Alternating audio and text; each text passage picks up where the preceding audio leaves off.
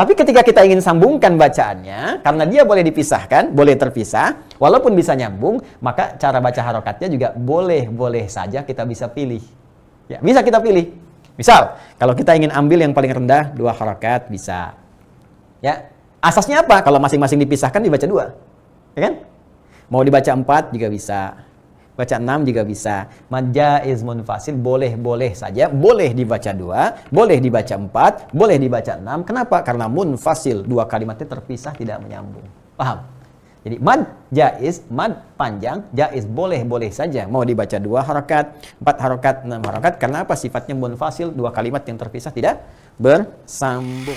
Sebelumnya saya ingin menyampaikan dulu bahwa saya bukan dalam rangka mencari kesalahan orang lain atau tokoh atau figur dan lain sebagainya, karena saya pun mendapatkan video tersebut bukan mencari sendiri, tapi merupakan kiriman dari sebagian peserta online tajwid.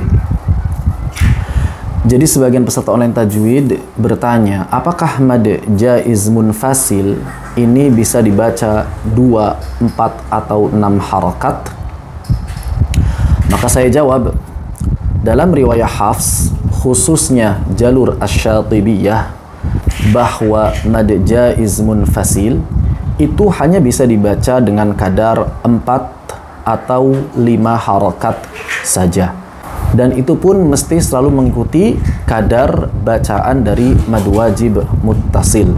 Ini adalah berdasarkan jalur Asy-Syatibiyah.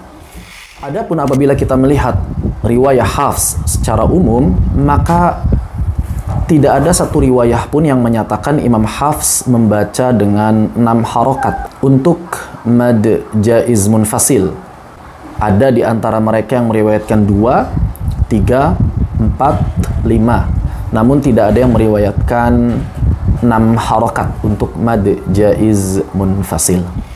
Lalu kemudian sebagian di antara peserta online tajwid ada yang mengirim video tersebut dan mengatakan, namun ini ada seorang ustadz yang menyampaikan bahwa mad jaiz munfasil boleh dibaca 2 atau 4 atau 6. Dan di sini kami berusaha untuk menjawab serta meluruskan atau mungkin mengoreksi apa yang disampaikan oleh Ustadz Adi Hidayat tersebut, tanpa mengurangi rasa hormat kami kepada beliau, bahwa kita semua tahu beliau adalah orang yang sangat cerdas, berwawasan, yang memiliki ilmu yang sangat luas. Namun dalam bab ini ada sedikit kekeliruan. Di antaranya adalah perkataan beliau bahwa makna mad jaiz munfasil artinya boleh dibaca 2, boleh dibaca 4, boleh dibaca 6. Ini adalah makna yang kurang tepat dan tidak sesuai dengan apa yang disampaikan oleh para ulama tajwid ataupun qiraat.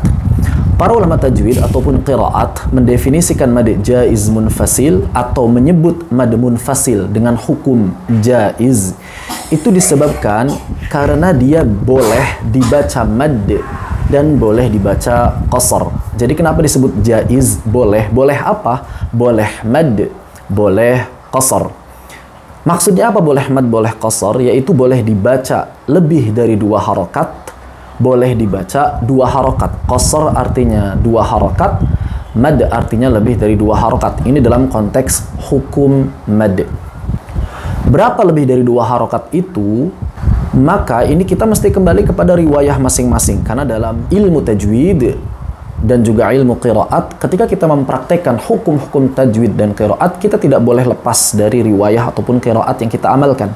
Bahkan bukan hanya riwayah atau qiraat, namun ada yang lebih spesifik lagi, yaitu jalur atau tariq. Ketika kita berbicara secara umum ahli qiraat yang 10, maka secara umum mereka membaca mad jaiz munfasil itu ada yang 2, 3, 4, 5, atau 6. Jadi kalau kita berbicara secara umum, maka bukan 2, 4, 6, akan tetapi 2, 3, 4, 5, 6. Ini kalau kita berbicara qiraat secara umum, ya, 10 qiraat, 20 riwayat, sekitar 1000 jalur periwayatan.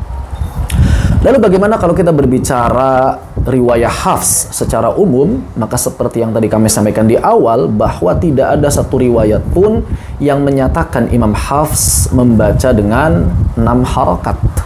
Sehingga maksimal dalam riwayah Hafs itu 5 harokat. Ini kalau kita berbicara riwayah Hafs. Hanya saja seperti yang juga telah kami sampaikan, bahwa selain riwayat ada yang lebih spesifik lagi dari itu, yakni yang disebut dengan jalur atau thariq. Dan riwayah Hafs sendiri memiliki kurang lebih 57 jalur, 57 thariq yang telah dikodifikasi oleh para ulama dan semuanya bisa kita amalkan. Adapun jalur yang kebanyakan diamalkan oleh para ulama dan juga para penuntut ilmu hari ini adalah jalur Asy-Syatibiyah yang kaidah-kaidahnya telah beliau susun dalam kitab Hirzul Amani atau yang dikenal dengan Matan Asy-Syatibiyah. Dan Al-Imam Asy-Syatibi hanya meriwayatkan mad jaiz munfasil dengan dua cara, yaitu 4 atau 5 saja. Sehingga sahabatku yang dirahmati Allah Subhanahu wa taala, bahwa apa yang dikemukakan oleh Ustadz Adi Hidayat tanpa mengurangi rasa hormat kami kepada beliau itu kurang tepat.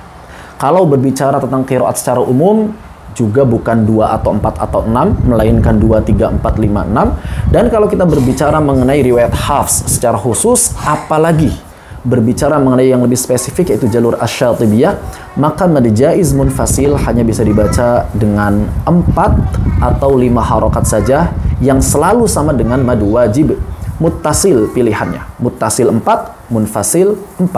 Muttasil 5, munfasil 5. Tidak boleh berbeda menurut jalur yang diriwayatkan oleh Al-Imam Asy-Syatibi. Lalu bagaimana kalau konteksnya tilawah biasa, baik di dalam sholat ataupun di luar sholat? Maka kalau konteksnya tilawah biasa, maka kita boleh-boleh saja mengamalkan cara baca yang mencampur antara satu riwayat atau satu thariq dengan thariq yang lain. Artinya kita boleh saja membaca mad munfasil 2, 3, 4, 5, 6. Namun tidak terbatas pada 2, 4, 6. Begitu. Mudah-mudahan bermanfaat. Fa'aqulu qouli hadza wa astaghfirullah li wa lakum. Wassalamualaikum warahmatullahi wabarakatuh.